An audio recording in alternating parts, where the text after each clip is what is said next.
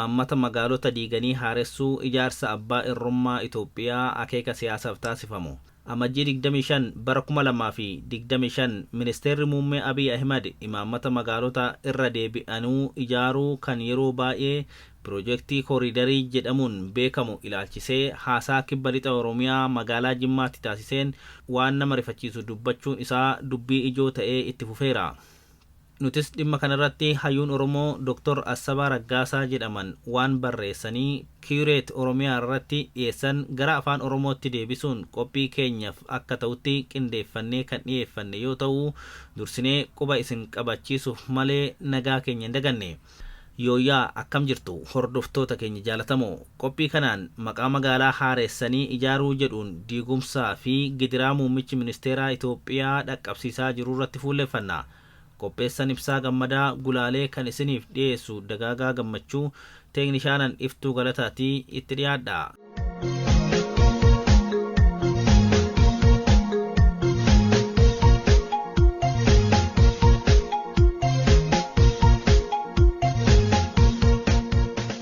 Itoophiyaan bifa amma jirtu kanaan hundeeffamte weerara Minilik lammaffaa kan hayyuun seenaa Dr. Tashaalee Xibabuu jedhamu agar maaqinaati yookiin koloneeffachuu, misoomsuu fi biyyicha koloneeffatamte kiristaanessuu jechuun hiikun yoo ta'u, kunis waraana impaayera babal'ifachuu fi weerara walirraa hin cinneen hojiitti hiikamaa tureera. Tarsiimoon koloneeffachuu kun ammoo tarsiimoo magaalota qubsuma waraanaa saboota weeraraman keessatti ijaaruudhaan caasaa ummaticha bituu yookiin bulchuu diriirsuudhaan ture. Yaadrimeen fi imaammanni adeemsi seerri fi hojimaanni magaalonni akka Finfinnee faa bara kanarraa kaasee ittiin ijaaramanis bifa sirna bittaa kana tumsuun ture. Bara 1866 Minilik lammaffaan mootii Shawaa ta'ee bara 1878tti impaayera Itoophiyaatiif lafa dhuunfachuu fi Itoophiyaa keessatti olaantummaa Shawaa guddisuuf waraana walduraa duuban jalqabe. Kunis baay'inaan loltoota uummata Amaaraa Shawaa irraa dhufan waliin raawwatame. Minilik sababa babal'inaa kanaan kan ka'e hundeessaa Itoophiyaa ammayyaa ta'ee kan ilaalamu yoo ta'ellee sababa lubbuu namaa hedduu dhabuu fi jeequmsa daangaa darbe irraa kan ka'e barreessitoota seenaa hedduu biratti akka duguuggaa sanyii akka ta'etti ilaalama. Waggoota dhiyoo asittis tarsiimoon siyaasa magaalaa kan namoota muraasa qofa bakka bu'uuf uummata bal'aa keessattuu sabni akka Oromoo fi karaa kibbaa jiran ukkaamsu kan tarsiimoo bara impaayerattiin ittiin uumamte waliin wal fakkaatuun masakamu maqaa piroojeektii Kooriidarii jedhuun hojiitti hiikuu hojiirra ooluu eegalee jira. Akeekni isaa siyaasa biyyattii harka uummata bal'aarraa gara namoota aangoo magaalota keessa jiranitti deebisuu yoo ta'u, manneen jireenyaa, manneen amantii, manneen daldalaa, hambaalee seenaa fi kan kana fakkaatan humnaan diiguudhaan ofitti amanamummaa fi sabboonummaa baroota 30 darban keessa bifa daangeffameen argame duubatti deebisuu imaammata magaalaa fooyyessuu irratti argama. Haalli kun jalqaba Finfinneetti kan eegalame yoo ta'u, amma magaalota aanaa Oromiyaa walgahaa jira. Rakkoolee ummatichaa gurguddoo kan nageenyaa, diinagdee fi hawaasummaa dura turan furuun hafee rakkoolee biroo oomishuun itti fufe. Rakkoon buqqaa'insa misooma kooriidariin walqabatee uumame ummata keenyaaf cittoo irratti fanxoo ta'ee dararaa hamaaf saaxilee jira. Imaammanni mootummaan Itoophiyaa magaalummaa babal'isuu irratti qabu gaaffii saboonni biyyattii keessattuu uummanni Oromoo gaafachaa tureen faallaa yoo ta'u, qabatamaan ammoo dhimmootaa fi rakkinoota ariifachiisaa lammiilee biyyattii mudatan dhiisee piroojeektoota calanqisoo rakkoo sabaa hin furreef dursa kennuu isaa irratti gaaffiiwwan ijoon ka'uun itti fufanii jiru. Kanneen keessaa akkuma seensarratti ibsine kan hayyuun Oromoo Dr. Assabaan Kiureet Oromiyaa irratti dubbistootaaf dhiyeesse isa ijoodha.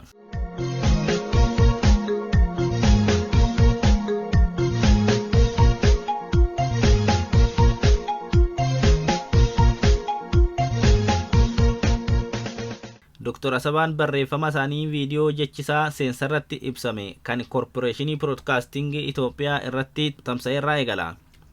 Viidiyoo EBC kanarratti piroojeektoonni magaalaa Jimmaatti irra deebiin diizaayinii adda addaa hojjetameef kun masjiidota hedduu, manneen 15,000 ol diiguu fi awwaalcha 1,000 ol diiguu kan of keessaa qabu ta'uu Ministeerri Muummee yoo ibsan dhagahama.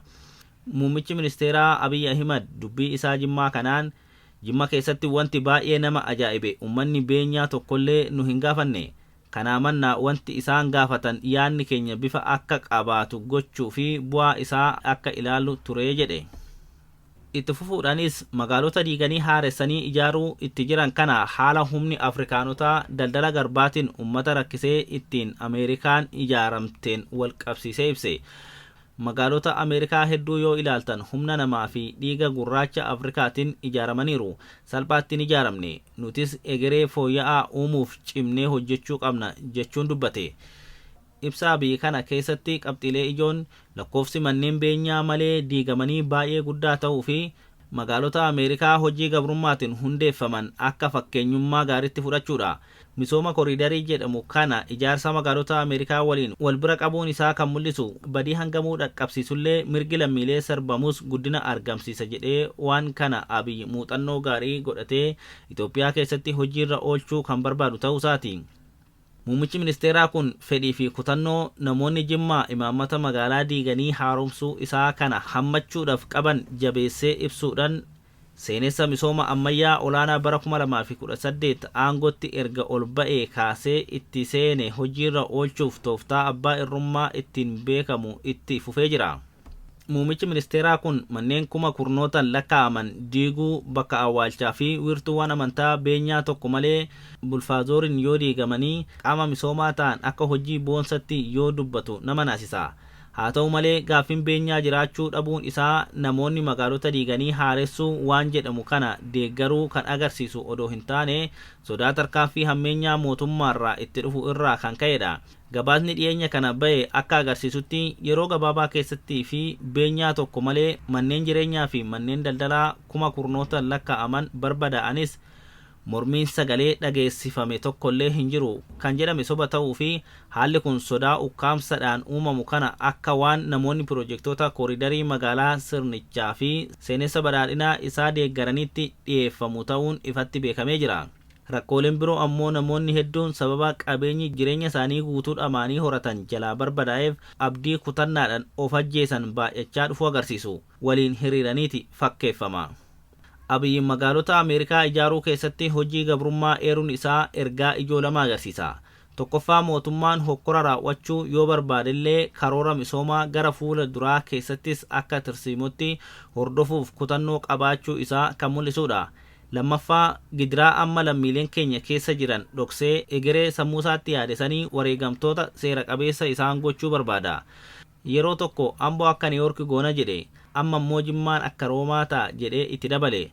Haasa'u isaa kunneen tarsiimoon raawwii isaanii wareegama warra baay'atiin gammachuu murna bicuu dabaluu ta'ee pirojektoota magaalaa kanaan wal qabates dubbii fi gocha bu'aa siyaasaaf raawwatamu akka ta'e ifa. Ijaarsi pirojektoota magaalaa akkanaa kun ijaarsa mootummaa abbaa irree fi kiliptookiraasii walxaxaati. Akeekni isaa mul'ataa fi kaayyoo sirnoota abbaa irree akka halaalaa calanqisee mul'atutti agarsiisuudhaan aangoo cimsuudha.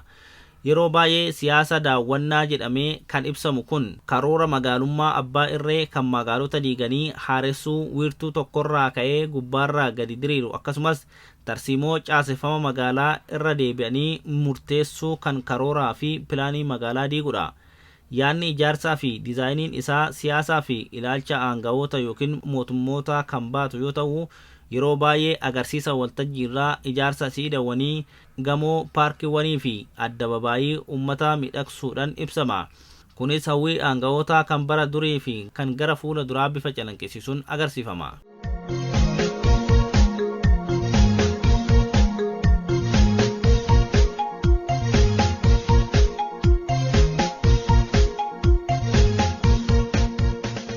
Abiy bara 2018 aangoo erga fudhatee booda battalumatti pirojektii reenjinaringii magaalaa fi siyaasaa daawwannaa kan jalqabe yoo ta'u masaraa mootummaa haaromsuu fi siidaa mootota Minilik lammaffaa fi Hayila Sillaasee dhaabuudhaan mul'ata hambaalee impaayerattii fi bulchiinsa abbaa irree dhaabuuf qabu agarsiisuuf yaalii jalqabaa godhuudhaan jalqabe. Isaan kana booda pirojektoonni qabeenya biyyattii xuuxanii gogsan kanneen akka paarkii Andinnati fi Inxooxxoo fi dhiyeenya kana ammoo masaraa caakkaa ijaarsota qananiin guutamee fi pirojektoonni kooriidarii Finfinnee akkasumas magaalota gurguddoo biyyattii fi aanota keessatti hojjetaman kan rakkoolee bu'uuraa hin furre baay'eetu hojjetame. Pirojektoonni kun uumamaan seenessa abbaa irree kan qaban yoo ta'u, wiirtuu tokkotti abjuu nama tokkoo giddugaleessa godhatanii karoorfamuudhaan gubbaarraa gadi ba'uun seeneffama badhaadhina Abiyyii fi mootummaa isaa agarsiisuuf tajaajilu. Pirojektoonni kunniin oomisha kan hin qabnee fi diinagdeef gumaacha kan hin goone akkasumas rakkoo hawaasummaa tokkollee kan hin hiikne, biyya namoonni miliyoona 20 ol gargaarsa nyaataa itti barbaadanii fi namoonni miliyoona 4 ol ta'an biyyuma isaanii keessaa buqqaanii rakkataa jiran keessatti hojjetamaa jiru. Siyaasni agarsiisa magaalaa bulchiinsa Abiy Ahmed jalatti gaggeeffamaa jiru kun aangoo abbaa irree isaa karaa meeshaa seenessaa fi diinagdeetiin cimsuuf kan akeekkate yoo ta'u, ijaarsi inni raawwatu kunis siyaasa biyyattii keessatti hiikaa olaanaa qabaatanii fi misooma biyyattii keessattis bakka bu'ummaa olaanaa qabaatanii isa irroomsaniif akeekame. Dr. Asabaan dhimma mul'ataa fi kaayyoo yaadame kanaa ifa taasisuuf daawwitii magaalaa itti ilaalanii bakka 5tti qoodee gabaabsee ibsa.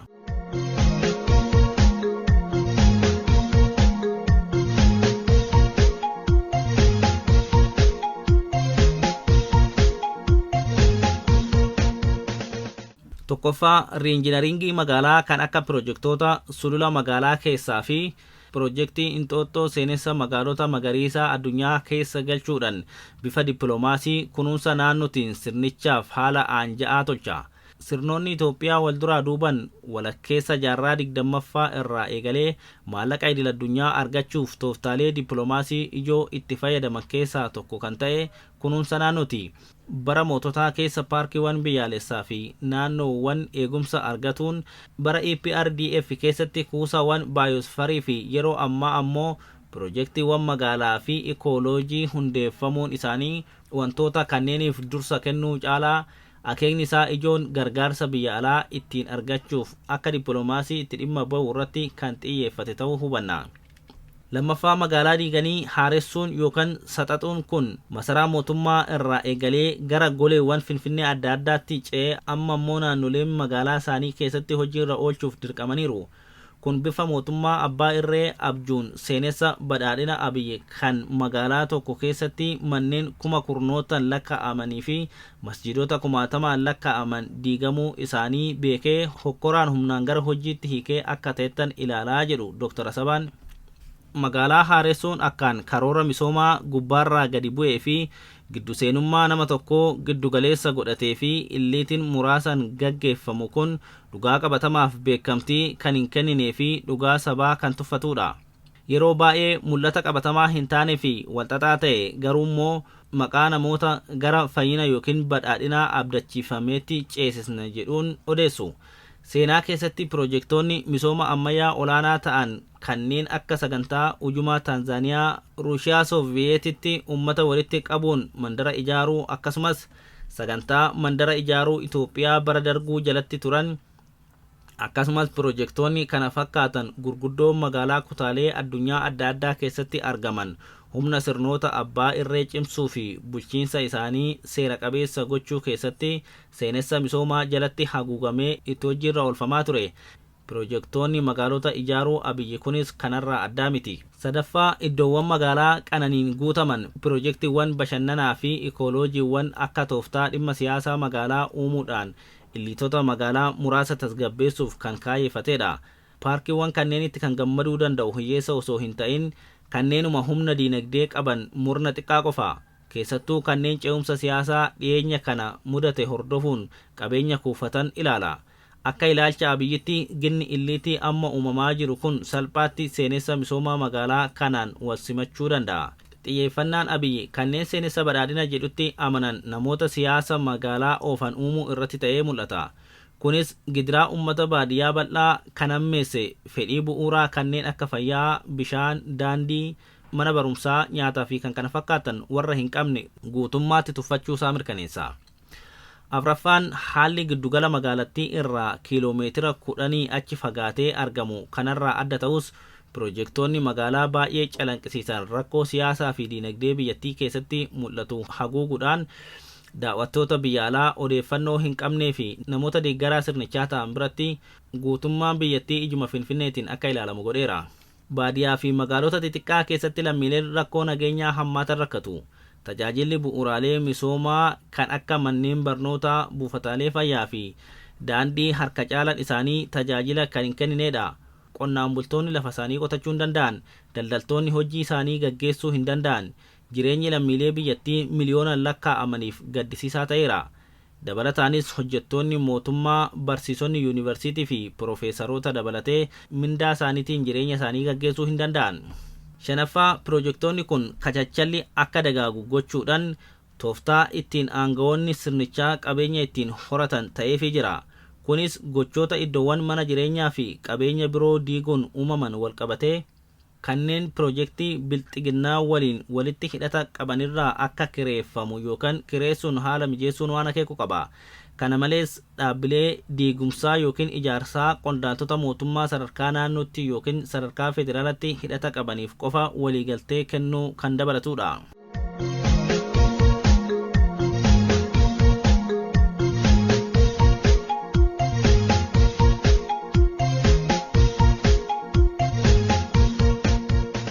Walumaagalatti piroojektiin magaalaa diiganii haaressuu kun seenessa badhaadhinaa Abiyyi keessaa isa ammayyummaa golgatee of agarsiisu yoo ta'u, diraamaa walxaxaa jeequmsa siyaasaa, rakkoo diinagdee fi qormaata nageenyaa biyyattii keessatti mul'atu kan haguugedha. Gaaffiin ijoon xiinxaltoonni siyaasaa fi diinagdee Itoophiyaa gaafachuu qaban biyya qormaata diinagdee fi rakkoo nageenyaa cimaa rakkatte kana keessatti mootummaa tokkoof piroojektoonni magaalaa akkanaa dhimma dursi kennamuuf ta'uu qaba jedhanii gaafachuu qabu.